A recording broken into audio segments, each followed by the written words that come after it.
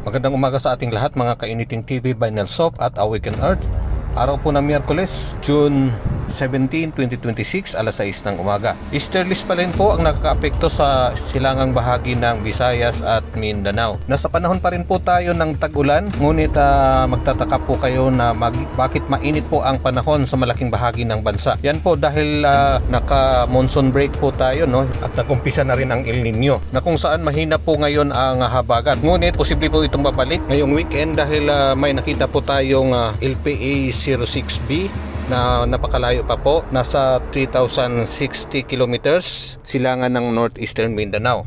Ito po ang maghahatak po at magpapalakas ng habagat next week. Samantala may nakikita naman po tayo mga kaulapan na posibleng magdudulot ng mga pagulan dito po sa may southern part ng Mindanao, sa Gobernador Generoso, Davao Oriental, Davao Occidental, General Santos City, Sarangani Province at ilang bahagi po ng Zamboanga Peninsula. Please like and share.